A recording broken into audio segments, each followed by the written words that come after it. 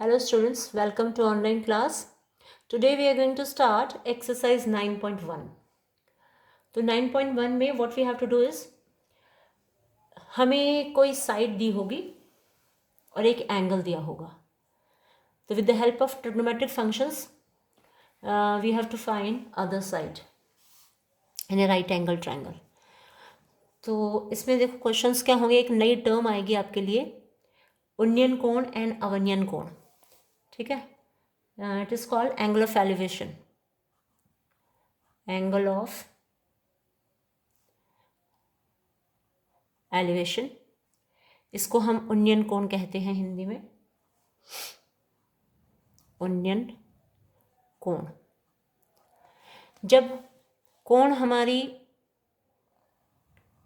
दृष्टि से ऊपर बनता है, that means we are standing, हम यहाँ खड़े हैं और खड़े होकर किसी ऊंची चीज़ को देख रहे हैं. तो जब हम ऊंचाई वाली चीज़ को देखते हैं तो हमें अपनी आँखों को, अपनी दृष्टि को ऊपर उठाना पड़ता है. पलकों को ऊपर उठाते हैं तो क्षैतिज के साथ जो कोण बनता है हमारा, इस तरह से, ये हमारा जो एंगल होता है इसे हम उन्नयन कोण कहते हैं. उन्नयन कोण या एंगल ऑफ एलिवेशन. ये 90 डिग्री का एंगल है. ठीक. कोई सीधी चीज़ खड़ी हुई है, मान लो कोई खंबा है, पोल है, मीनार है, टॉवर है, वॉट एवर इट इज़, और हम खड़े होकर उसके सिरे को देख रहे हैं, खंबे के सिरे को, टॉवर के सिरे को, या किसी भी, कोई लकड़ी भी हो सकती है, लंबी सी, लंबा सा पोल हो, उसके सिरों को यदि हम देख रहे हैं नीचे खड़े होके, तो हमें आंखें ऊपर उठानी पड़ती हैं. तो जो ये कोण बनता है हमारी दृष्टि का, उसे हम ऊपर देखने पर उसे हम उन्नयन कोण कहते हैं. एक तो ये चीज़ आपको क्लियर हो जानी चाहिए. ठीक है.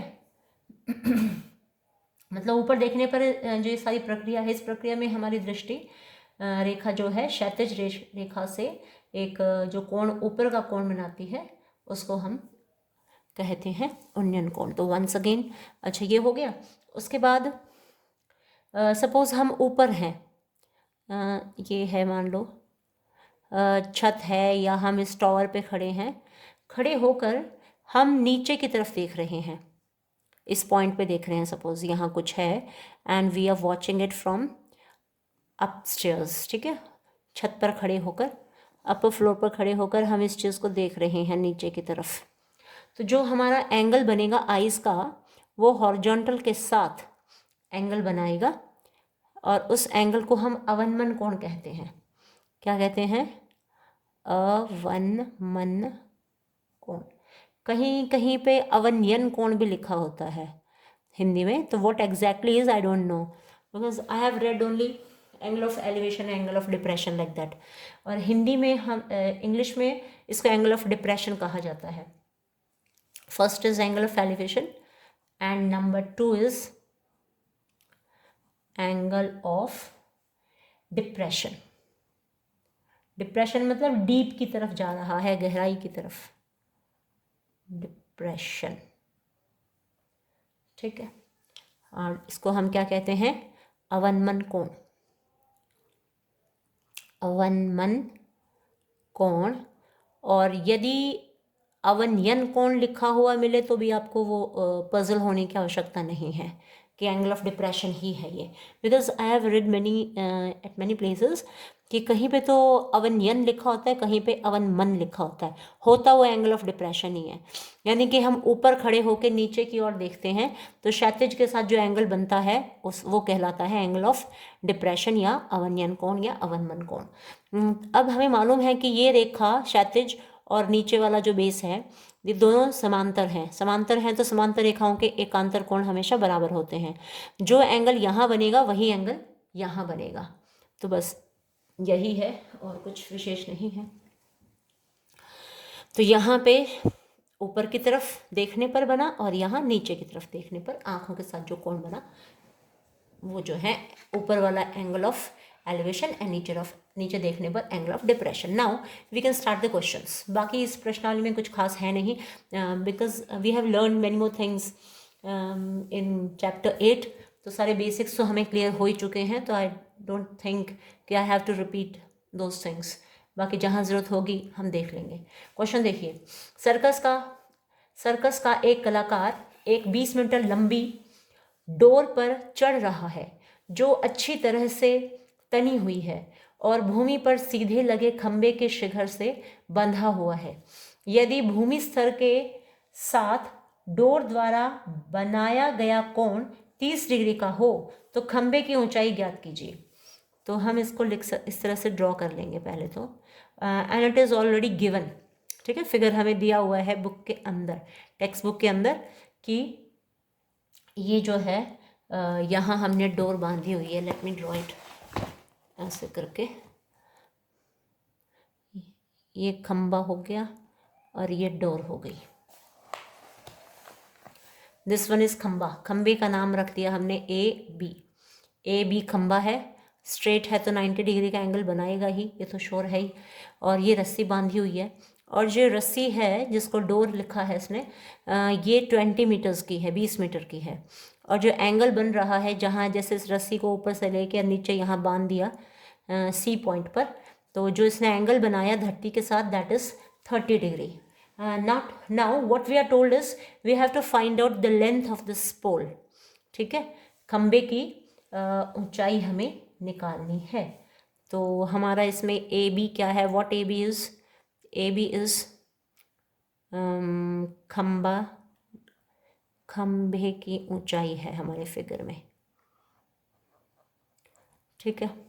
दिस इज अवर एजम्पशन, माना, क्योंकि वास्तविक खंबा थोड़ा है ये, माना ए बी है हमारी खंबे की ऊंचाई, and A C is 20 metres, ये है हमारी डोर की लंबाई, डोर की लंबाई हो गया।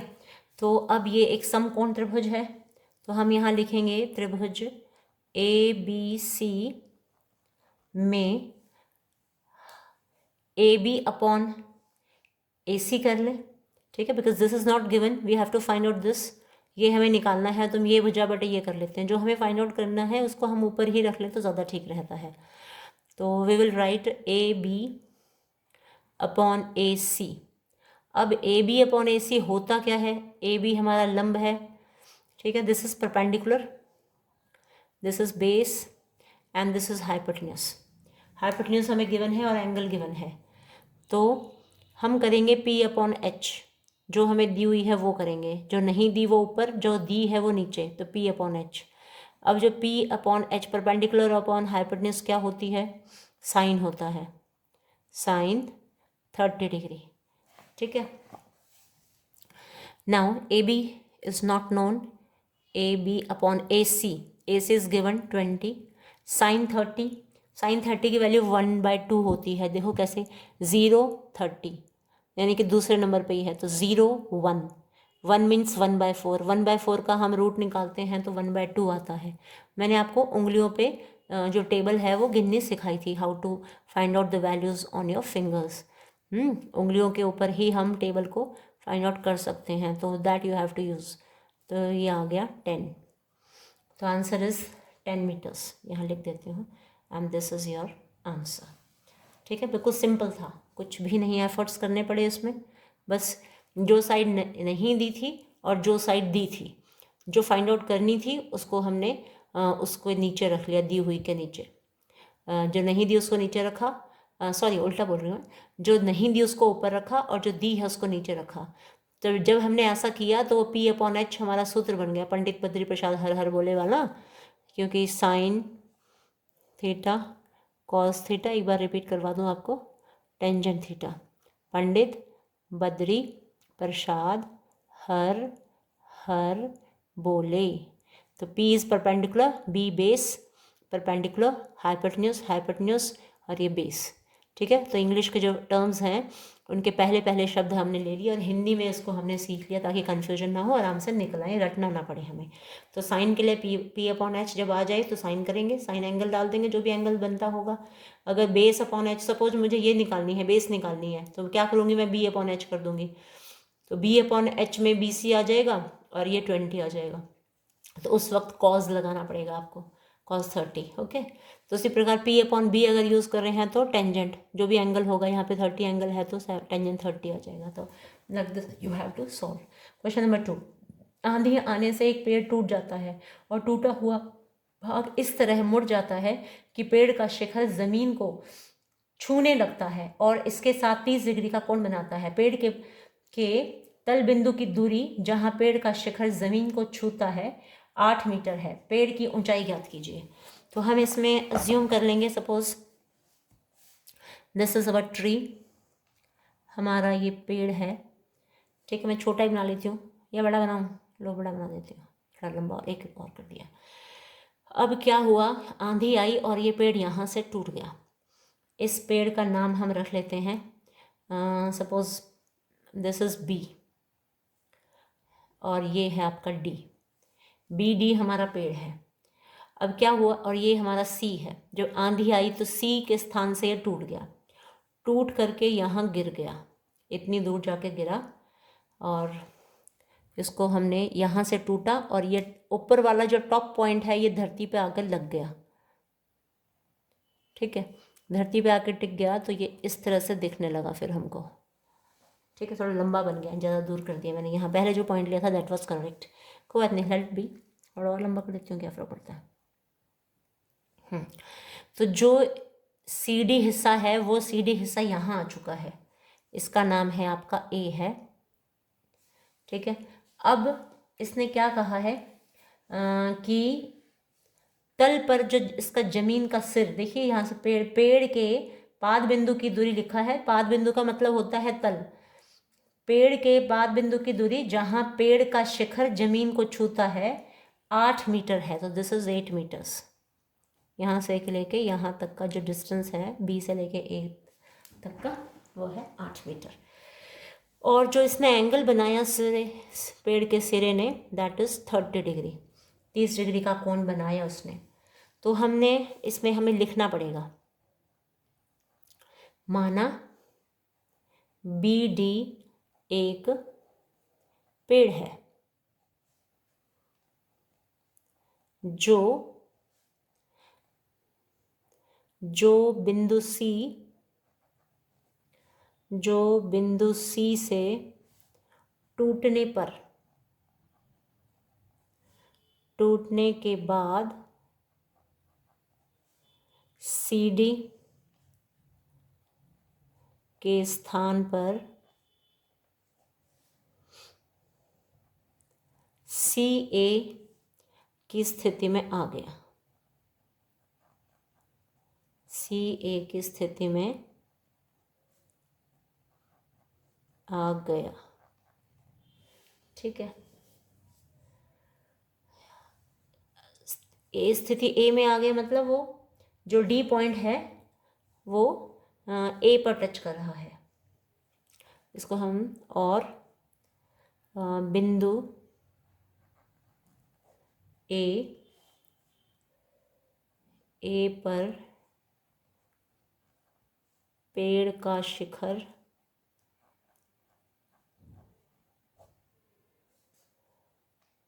D जमीन को छूता है, जमीन को छूता है। तो अब देखते हैं, हम इसमें लिख लें, ये सब तो हमने लिख ही लिया है। एंगल जो है वो 30 डिग्री का बन ही रहा है, यहाँ लिख लें चाहे BAC, angle BAC is equal to 30 degree, ठीक है।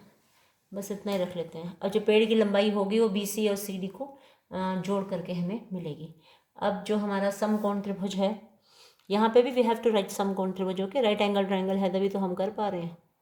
समकोण त्रिभुज ABC, यहाँ लिखेंगे समकोण त्रिभुज ABC में ये हमें 8 दी हुई ना, इसकी हेल्प से हम BC को निकाल लेंगे और फिर AC को भी निकालेंगे।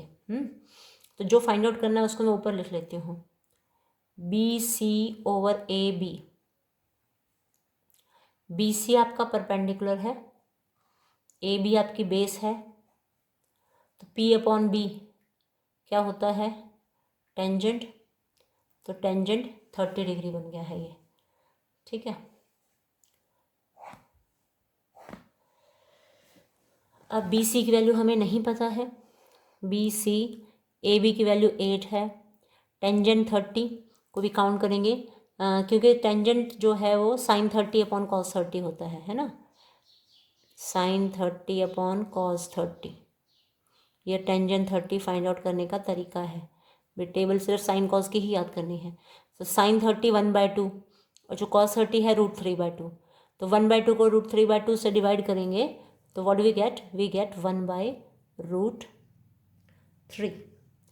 तो इस बी सी को वहाँ ले जाओ, B C is equal to 8/√3, इसको इक्वेशन नंबर 1 डाल दो, क्योंकि पेड़ की ऊंचाई तो इस बी सी को और ए सी को जोड़ने पे आपको प्राप्त होगी। तो मैं यहाँ कर देती हूँ अब आगे अब हम कर लेते हैं next time A C upon A B कर लें, ठीक है। ए सी या ए बी अपॉन ए सी कर लो तो भी ठीक है ना, ए बी कर लो, A B upon A C, A B upon A C करोगे तो क्या है ये, this is base upon H, है ना, ये आपका एच है, ये बेस है, ये परपेंडिकुलर है, तो ये आपका आ जाएगा कॉज 30 डिग्री।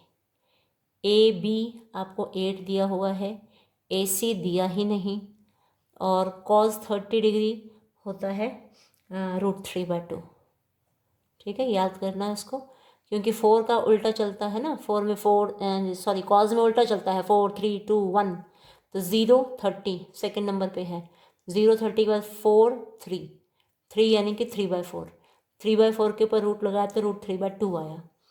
तो यहाँ से हम ए सी को फाइंड आउट करेंगे, ए सी क्रॉस मल्टीप्लाई कर दो, तो यहाँ 2 वहाँ जाके मल्टीप्लाई होगा, 2 × 16 upon √3 is equal to A C. इसको हम डाल दें नंबर 2, तो बी सी फ्रॉम 1 and 2,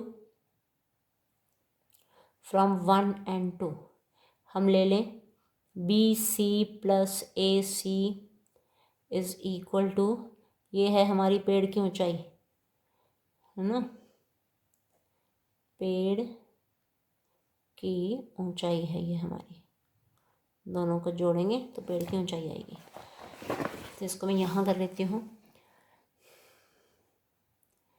पेड़ की ऊंचाई बराबर B C plus A C. B C का जो उत्तर आया था 1 से, वो आया है 8/√3, और ए सी की जो वैल्यू आई है वो 16/√3। √3 को इकट्ठा लिख लिया, 8 और 16 24 हो गए, ठीक है। अब इसको रैशनलाइज कर दो, √3 को नीचे से समाप्त करना चाहते हैं तो √3 से डिवाइड और मल्टीप्लाई कर दिया, तो ये आ गया 24√3, नीचे वाला √3 मल्टीप्लाई हुआ तो सिंपल 3 हो गया, काट लो, 3 × 1 = 3, 3 × 8 = 24, तो 8√3 this is the length of the tree, ठीक है, ये पेड़ की ऊंचाई है। तो उम्मीद है आपको समझ में आ गया होगा। नेक्स्ट, तो वीडियो को दोबारा से चला के समझ लेना, अगर नहीं समझ में आया तो यू कैन रिपीट। वीडियो का यही है कि भाई टीचर तो समझाने वाला एक बार समझा देता है, क्लास में हम कर चुके हैं, तो अब जो बच्चों की फिर भी डिमांड थी तो कि मैडम वीडियो भेजो, तो आई एम मेकिंग इट। तो नंबर 3, एक ठेकेदार बच्चों के खिलौने के लिए एक पार्क में 2 फिसलन पट्टी लगाना चाहती है। 5 वर्ष से कम उम्र के बच्चों के लिए वह एक ऐसी फिसल पट्टी लगाना चाहती है जिसका शिखर 1.5 मीटर की ऊंचाई पर हो और भूमि के साथ 30 डिग्री का कोण पर झुका हुआ हो, जबकि इससे अधिक उम्र के बच्चों के लिए 3 मीटर की ऊंचाई। तो ये आगे वाला है, ये हम बाद में पढ़ेंगे, तो पहले हम इसी को पढ़ लें कि जो फिसलन पट्टी है वो 5 वर्ष से कम आयु के और 5 से अधिक के 2 प्रकार की फिसलन पट्टियाँ बनाई हैं। तो मैं इस फिगर को बना देती हूँ यहाँ पे, ये 1.5 मीटर है, ठीक है, जैसे ऊंचाई है जैसे सीढ़ियाँ लगी होती हैं यहाँ पे, स्टेप्स पे चढ़ के गए, ऊपर बैठे और इस तरह से फिसल गए। ठीक है, ये है हमारी फिसलन पट्टी। नाम रख लें इसका A, B एंड C। मान लेते हैं, माना AB is equal to 1.5 metre है। क्या ये ऊंचाई है? ठीक है। और फिसलन AC जो है वो फिसलन पट्टी की लंबाई है। AC इज फिसलन पट्टी की लंबाई, ऊंचाई और ये लंबाई। ठीक है। अब जो इसका एंगल बना है, इसने कहा है कि 30 डिग्री का, भूमि के साथ 30 डिग्री का कोण बनाती है। तो ये जो है ढलान वाली यानी कि फिसलन पट्टी 30 डिग्री का कोण बनाती है। तो what we have to do is we have to find out this. AC हमें फाइंड आउट करना है। तो किसी भी तरह कर लो, सपोज जो निकालना है उसको ऊपर लिख लें हम, AC अपॉन AB। ये H है, ये P है। H अपॉन P करते हो तो यानी कि साइन का उल्टा हो गया ना, ये H upon P, P upon H sine होता है। H अपॉन P हमारा क्या होता है? कोसिकेंट। Cosecant 30 degree. देख लीजिए आप, जो P अपॉन H है वो तो साइन के बराबर होता है, साइन थीटा। और H अपॉन P कर दिया तो ये बन गया आपका कोसिकेंट थीटा। तो AC की वैल्यू हमें पता नहीं है, AB 1.5 है, और जो कोसिकेंट 30 यानी कि आप साइन 30 निकाल लेंगे, ये होता है sine 30 is equal to 1 upon cosecant 30। ऐसे बनता है ना ये, क्योंकि एक दूसरे के विपरीत होते हैं। साइन 30 में 0, 30 दूसरे नंबर पे है यानी कि 1/2 is equal to 1 upon cosecant 30 degree. Cosecant 30 को इसको वहाँ ले जाओ, इसको वहाँ ले जाओ, तो कोसिकेंट 30 डिग्री की जो वैल्यू है वो आती है आपकी 2। ये हो गया आपका 2। ठीक है। वैसे फिंगर्स पे करोगे तो उसको रेसिप्रोकल ले लोगे तो ज़्यादा को कुछ करना ही नहीं पड़ेगा। 2 इंटू 1.5 एंड दिस इज़ 15 दूनी 30 है और 1 के बाद डेसिमल, तो 3 मीटर आ गई। जो फिसलन पट्टी की लंबाई है वो हो गई 3 मीटर। अब देखिए क्वेश्चन नंबर 4, नहीं इसी का, ये तो फर्स्ट पार्ट हुआ हमारा। दूसरी स्थिति देखो, दूसरी स्थिति में क्या है? दूसरी स्थिति, वो पहली स्थिति थी। दूसरी स्थिति में हमारे पास ये है ऊंचाई, ऊंचाई दी हुई है 3 मीटर, यानी कि 1.5 का डबल कर दिया यहाँ पे। ठीक है। और फिसलन पट्टी की लंबाई ही निकालनी है। इसमें जो एंगल बन रहा है ना ज़मीन के साथ, वो 60 डिग्री का बनाया है इसने, 60 डिग्री का। ठीक है। और क्या करना है? ये लंबाई ढूंढनी है। तो सेम हम कर लेंगे, इसमें A रख लिया, इसको B लिख दिया, इसको C लिख दिया। AB is equal to 3 metre, ये फिसलन पट्टी की ऊंचाई है। इन सबको हमने माना है। ठीक है, माना। और AC जो है ये इसकी लंबाई है फिसलन पट्टी की, फिसलन पट्टी की लंबाई हमने एज्यूम की है। तो ये है हमारी, एज्यूम करने के बाद हम वही कार्य करेंगे जो हमने इस क्वेश्चन में किया। जो हमें फाइंड आउट करना है उसे हमने ऊपर रख लिया, जो दिया है उसे नीचे कर लिया। AC upon AB। AC देखो ये this is perpendicular, this is hypotenuse, this is base. तो ये है हमारा AC H अपॉन P। ठीक है। तो कर्ण बटे लंब, कर्ण बटे लंब H बटे P। H बटे P क्या होता है? हमारा कोसिकेंट होता है, कोसिकेंट 60 डिग्री।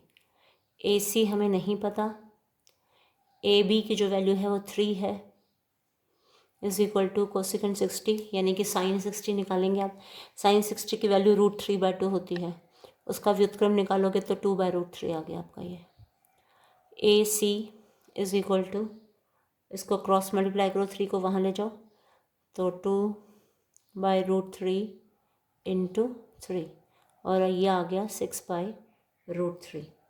यदि आप इसको रैशनलाइज करोगे, 6/√3 इसका आंसर आ चुका है।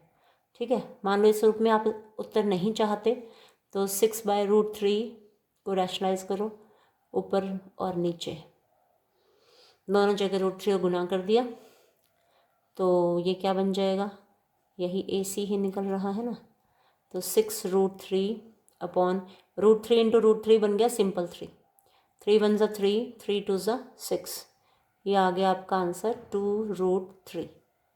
ठीक है, दिस इज़ योर आंसर, और ये मीटर्स में होगा, ये भी मीटर्स में था, 3.0 था ये। ठीक है, तो इस प्रकार ये दोनों हो गए, ये छोटे बच्चों के लिए थी और ये बड़े बच्चों के लिए थी। इस दिन पट्टर 5 वर्ष से अधिक के लिए।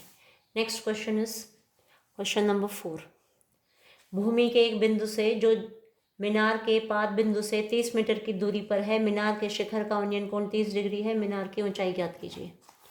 तो इसका हम फिगर बना लेते हैं। पहले ये अज्यूम कर ली हमने कि ये मीनार है और 30 मीटर दूर ये 30 मीटर, ठीक है, और ये हमने इसको करा दिया टच। इसका नाम रख लें हम, वही नाम रख लें AB एंड C। माना AB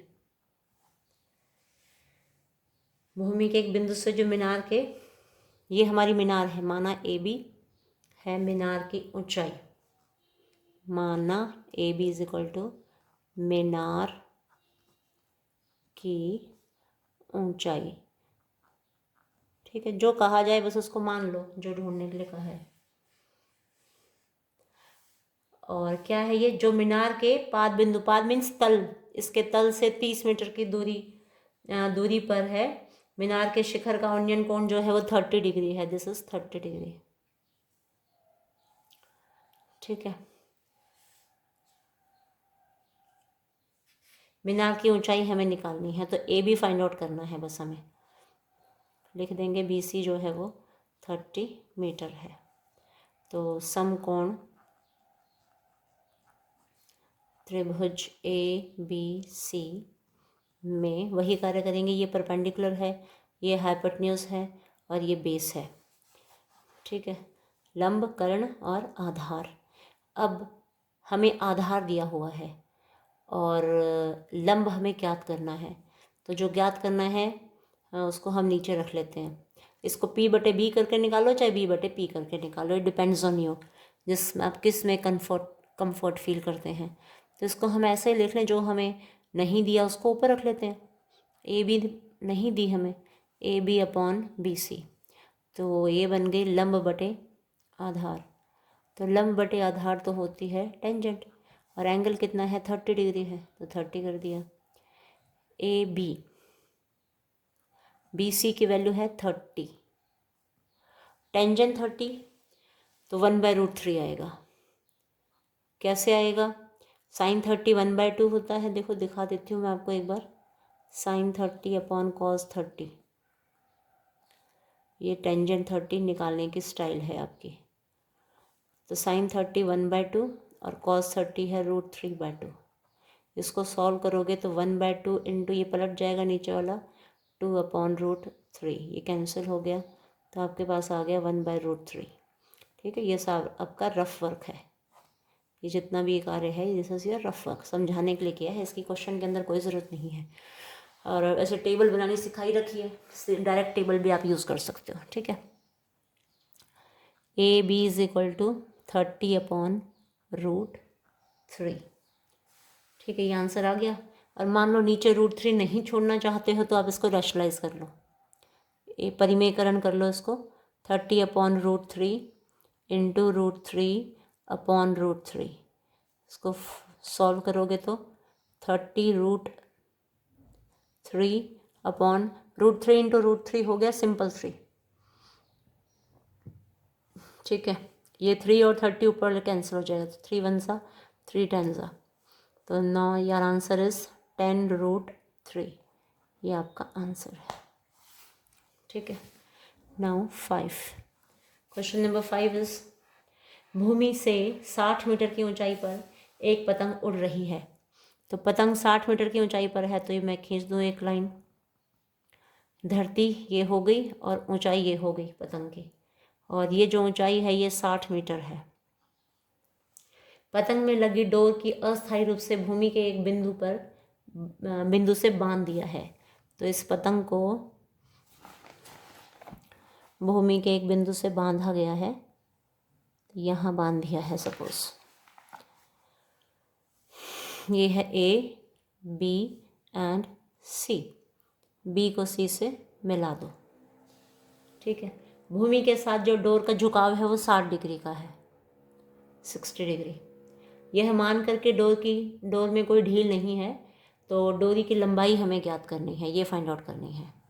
ये परपेंडिकुलर है, ये आपकी कर्ण है और ये बेस है। तो बेस से तो हमें कोई मतलब नहीं है, सिर्फ हमें कर्ण ही फाइंड आउट करनी है यहाँ पे।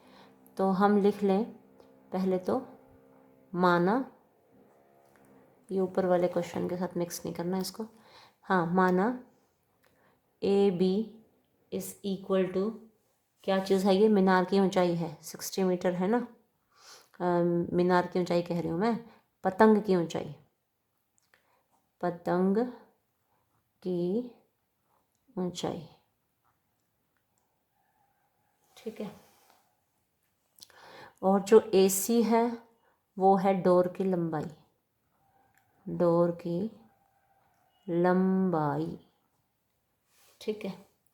तो हम इसको कर लें, AB/AC कर लो या AC/AB कर लो, दोनों तरीके से हो जाएगा क्वेश्चन आपका।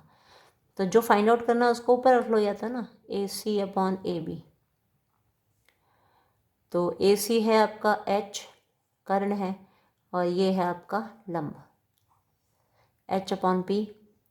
H/P तो साइन का विपरीत होता है ना, साइन का व्युत्क्रम कोसिकेंट हो गया, कोसिकेंट 60 डिग्री।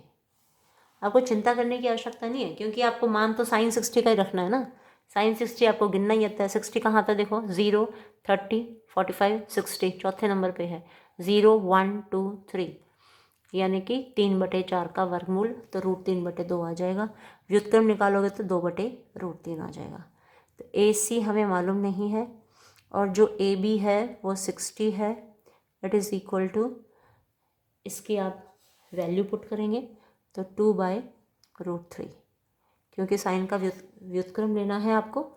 √3/2 होता है साइन 60, तो 2/√3 कॉस कोसिकेंट 60 की वैल्यू हो गई। AC को निकाल लो, AC is equal to 2/√3 into 60, और ये आ गया 120/√3। ठीक है। तो 120/√3 को आप ऐसे छोड़ दो या इसको रैशनलाइज कर लो। AC इज इक्वल टू 120/√3 है, तो √3/√3 रैशनलाइज कर दिया, तो 120√3 इंटू √3 सिंपल 3 आ गया। काट लो, 3 1 ज़ा, 3 4 ज़ा 12 and 0। The answer is 40√3। This is your